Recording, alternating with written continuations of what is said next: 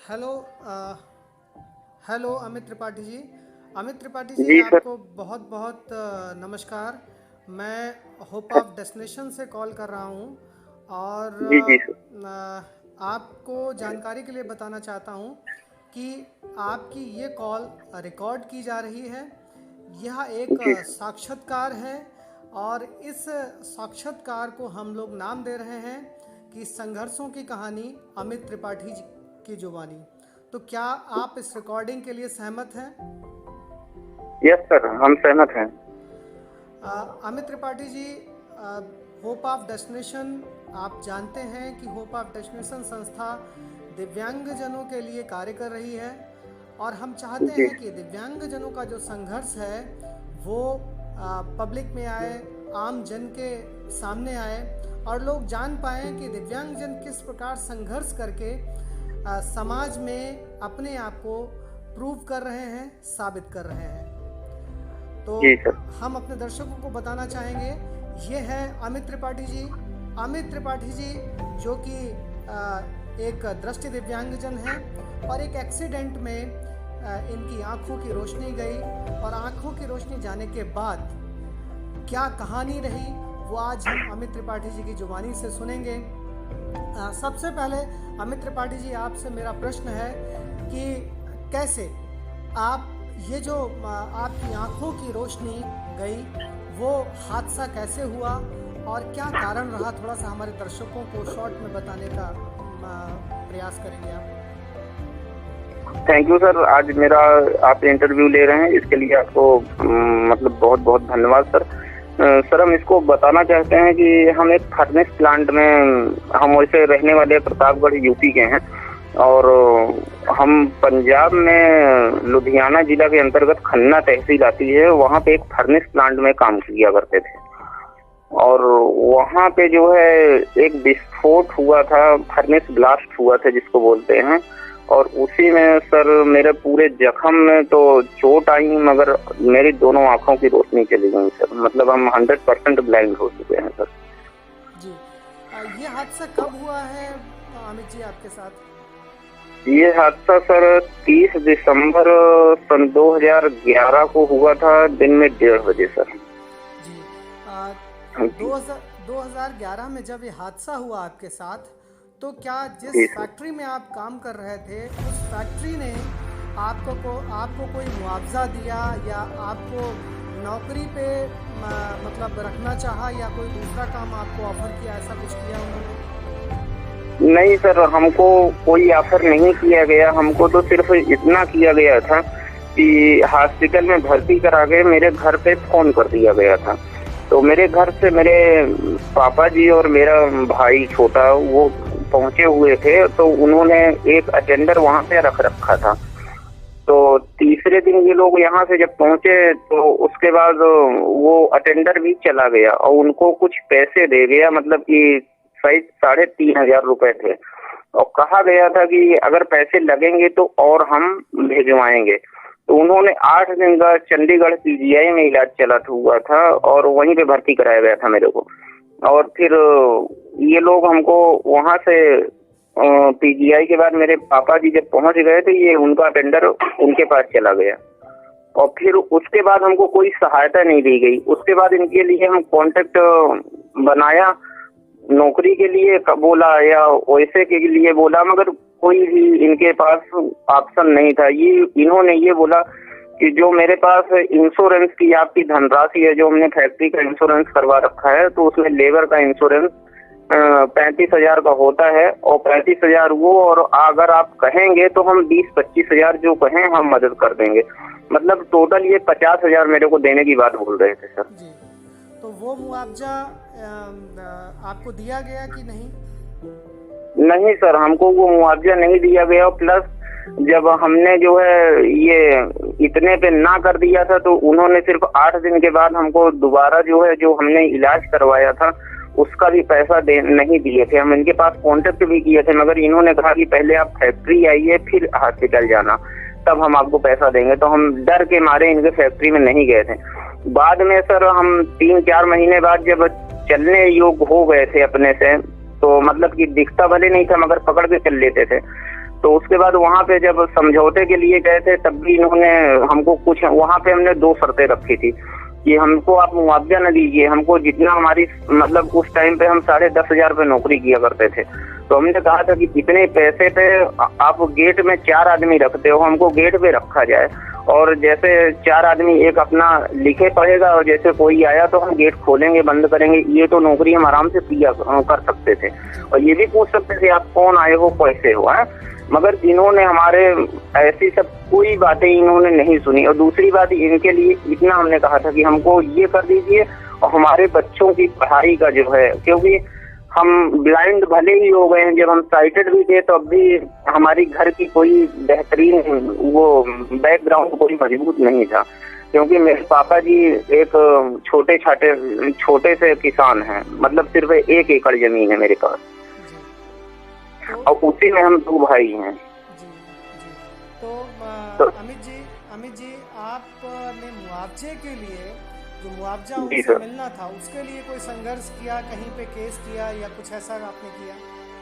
हाँ सर, जब इनके पास हम समझौते के लिए गए थे तो इन्होंने जब ना कर दिया गया था तो हम थाने में गए थे सर, तो वहाँ पे जो मतलब इनके जरिए तो वो लिखाया गया था, मतलब कि उसी के जरिए हम भर्ती हुए थे, तो वहाँ पे उसी की नकल हमने निकलवाई और उसके बाद जिस एम्बुलेंस से इन्होंने हमको भेजा था चंडीगढ़ PGI खन्ना से, उसकी जब पर्ची मिली है तो यही मेरे पास प्रूफ हो पाया था, क्योंकि इन्होंने मेरे बैग में ये इनका ड्यूटी कार्ड और मेरा जो डायरी वगैरह थी, नंबर वगैरह, ये सब कुछ निकाल लिया गया था चोट लगने के बाद। जी तो जी सर।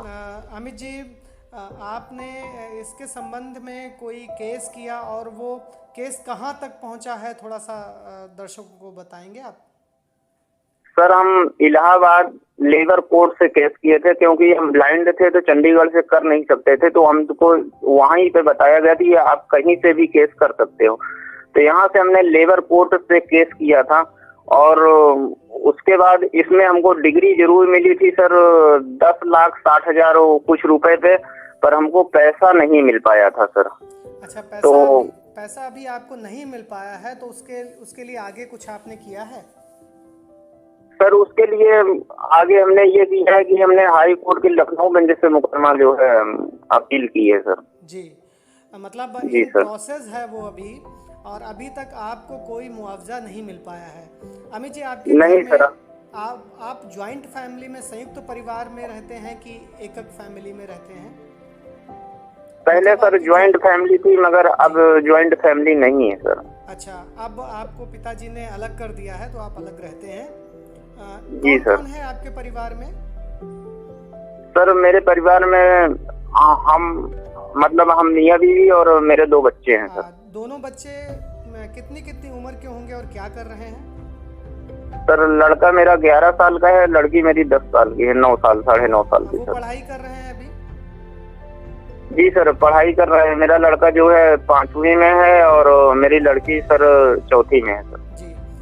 अच्छा अमित जी, ब्लाइंड होने के बाद, मतलब दृष्टि दिव्यांग होने के बाद, फिर आपने अपने आप को स्थापित करने के लिए, समाज में अपने आप को स्थापित करने के लिए आपने क्या किया और कैसे कैसे आप, क्योंकि दृष्टि दिव्यांग जन होने के बाद बहुत सारे मनोवैज्ञानिक दबाव होते हैं, इंसान के मानसिक स्तर को बहुत कम कर देते हैं, तो उन दबाव को कैसे कम किया और आपने पुनर्वास के लिए क्या क्या किया?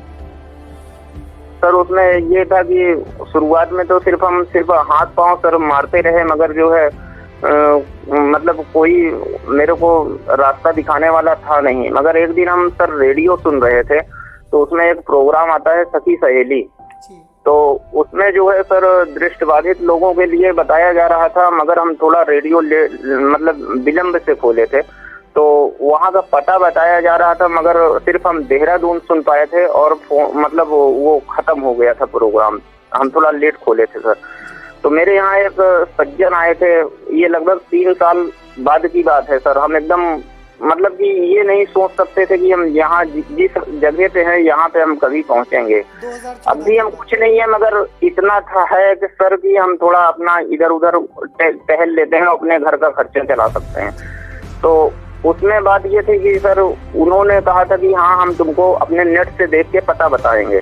तो उनके पास हम जब फोन किए सर तो उन्होंने हमको एक हफ्ते बाद यहाँ देहरादून का पता बताया था और फिर हम देहरादून पहुंचे हुए थे NIBH। तो वहाँ पे हमने सर एडजस्टमेंट कोर्स किया था, मगर हमने कोर्स सर मन लगा के किया हुआ था। मतलब ये था कि हमको हमेशा मेरे मन में ये था कि हमको आगे बढ़ना है और इसी उद्देश्य से हमने वहाँ कोर्स अच्छे तरीके से किया और उसी के नतीजे से सर वहाँ पे हमने 10 ब्लाइंडों से मुलाकात हुई और उसके बाद उसी तरीके से कि ब्लाइंड ये कर सकते हैं वो कर सकते हैं, क्योंकि पहले हम जब साइटेड थे तो हमको कोई ब्लाइंड मिला हुआ नहीं था और ना हम किसी का इंटरव्यू लिए हुए थे कि ब्लाइंड ऐसा भी कर सकते हैं। तो वहां से हमारा ये हुआ कि हाँ अब भी हमको आगे बढ़ने का रास्ता मेरे पास है। तो हमने आगे बढ़ने के लिए प्रयास सर हम भरसक किया करते हैं और आज भी सर। तो वहीं से हमको जब रास्ता मिला था सर तो अब उसी के उससे थोड़ा आगे बढ़ रहे हैं सर और उसी में सर अपने बच्चों को हम सिर्फ पढ़ाना चाहते हैं, सिर्फ और सिर्फ पढ़ाना चाहते हैं। हमको आज भी ये शौक नहीं है कि मेरे पास मकान हो, ये हो, वो हो, ऐसा सब कुछ नहीं है। सिर्फ हमारे बच्चे पढ़ लें, यही हमारे लिए सबसे बड़ी बात है सर। जी, तो आप 2014 में राष्ट्रीय दृष्टि दिव्यांगजन सशक्तिकरण संस्थान में आपने प्रवेश लिया? नहीं, 2014 में नहीं किया था सर, 2016 में किया था 10 अक्टूबर को सर। जी, 2016 में आपने कोर्स किया और वहां से आने के बाद में आप आत्मनिर्भर हुए और स्वयं चलना फिरना आपने सीख पाया।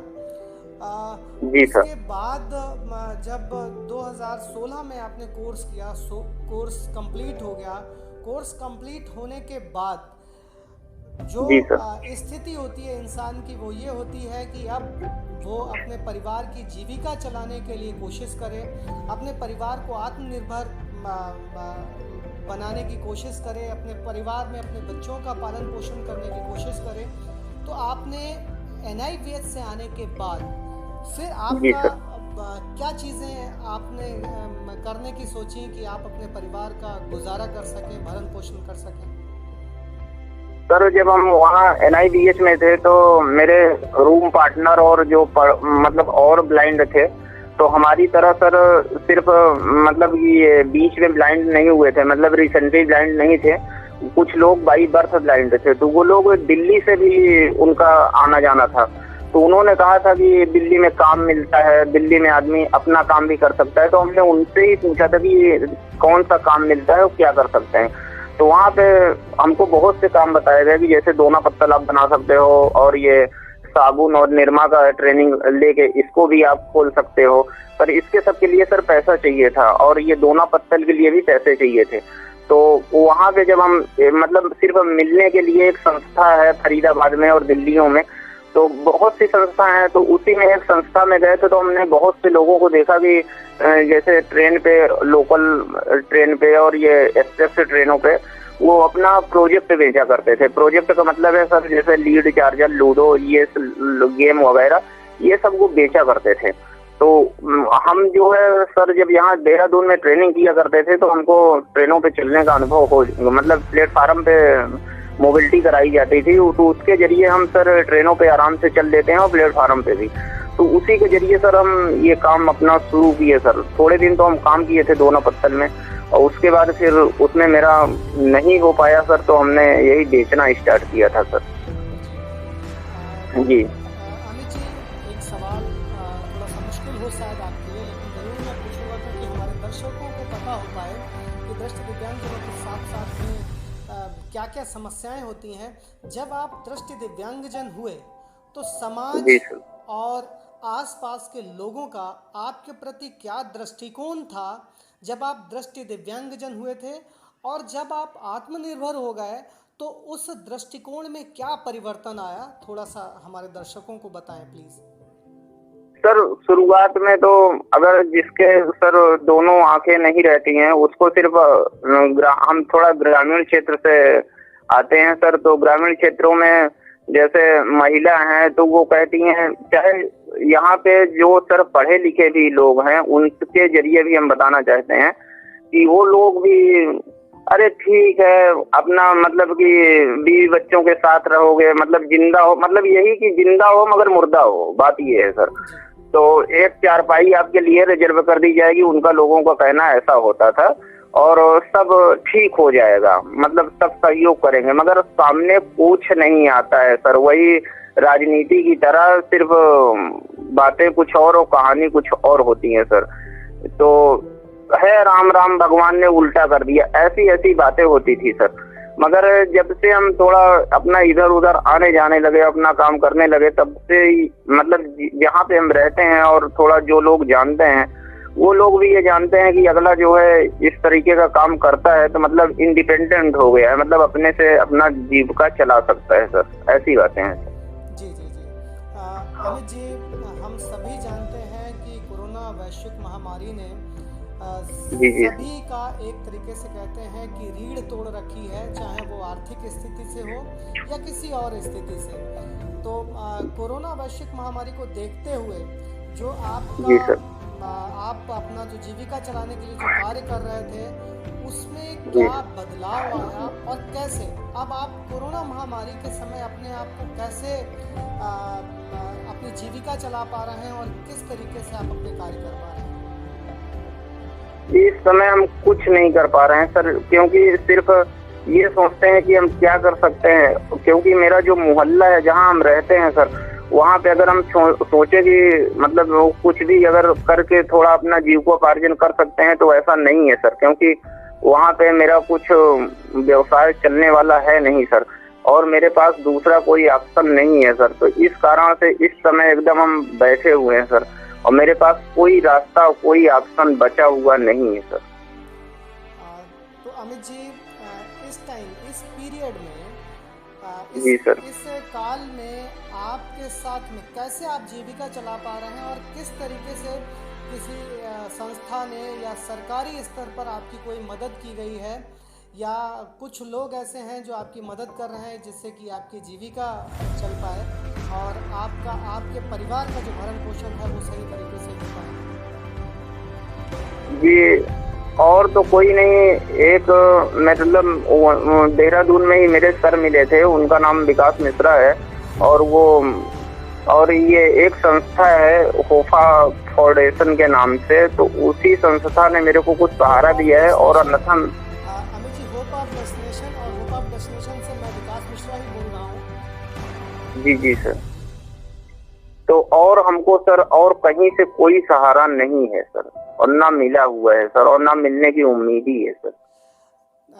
तो अमित जी, मुझे लगता है कि जैसे जैसे इस कोरोना महामारी का जो प्रकोप है धीरे धीरे कम होगा, तो मुझे लगता है कि आप फिर से उन्हीं रास्तों पर निकलेंगे और अपने आप को स्थापित करने की कोशिश करेंगे।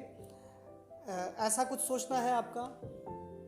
जी सर, इस बार हमने एक मतलब घर में रहते रहते एक दूसरा काम सोचा है सर, कि अपने बच्चों को सही शिक्षा के लिए सर हम ग्रामीण से हटा के, क्योंकि यहाँ पे सर जो स्कूल है और मतलब जो ये CBSE से चलते हैं सर, इसकी फीसें बड़ी महंगी हैं, और यहाँ पे जो मतलब ट्यूशन वगैरह की सुविधाएं हैं वो बड़ी महंगी हैं ग्रामीण क्षेत्रों में, और सिटी में है सर तो सस्ती हैं, और सिटी में थोड़ा आदमी हेल्प भी करते हैं, मगर हेल्थ का मतलब ये नहीं है कि सिर्फ हमारा खर्चा चला देते हैं, पर ये है सर कि आदमी ये समझता है कि अगला ब्लाइंड है दिया, तो ग्रामीण क्षेत्रों में ऐसा नहीं है, इसके बच्चों को पढ़ा देंगे तो ये आगे बढ़ जाएंगे इसके बच्चे।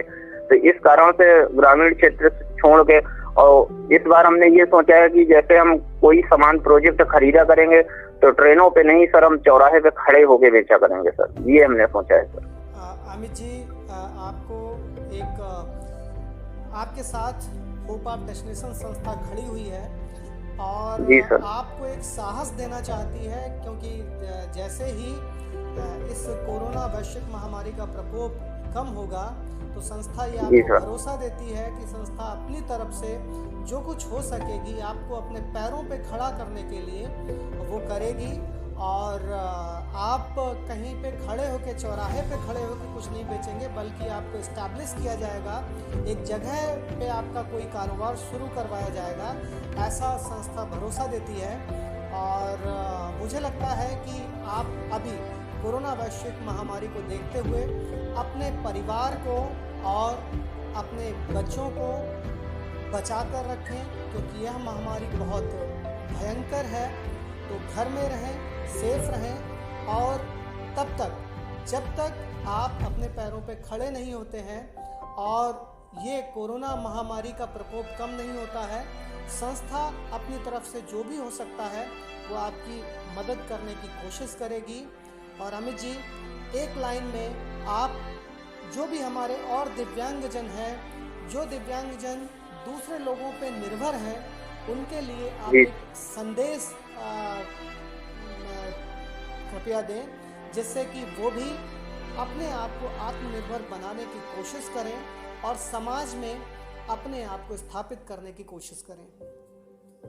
हमारा सर यही उद्देश्य है सर, जैसे जो मतलब दिव्यांग हैं उनके लिए यही हम कहना चाहते हैं कि बहुत लोग होते हैं सर कि दूसरों पे निर्भर हो जाते हैं कि हमको यहाँ से 500 मिल रहे हैं तो हमको उसी में अपना खर्चा चलाना है। पर ऐसा नहीं है। अगर आप काम करना चाहते हैं तो हर काम, कोई काम असंभव नहीं है सर। हर काम का करने का तरीका और नजरिया अलग अलग होता है। अगर आप करना चाहें तो अच्छा काम कर सकते और आप आगे बढ़ने का जैसे हम प्रयास करते हैं, ऐसा हमसे भी आगे बहुत से लोग हैं कि जो कि 10-10, 12-12 कमरे बनवा लिए हैं सर।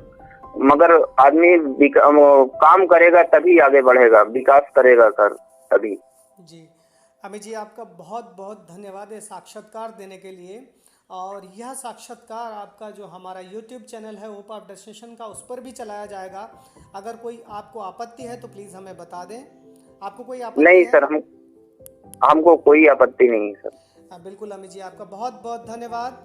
फिर मिलते हैं किसी और अगले सेगमेंट में। तब तक के लिए हमारे सभी दर्शकों को नमस्कार, धन्यवाद। Thank you sir.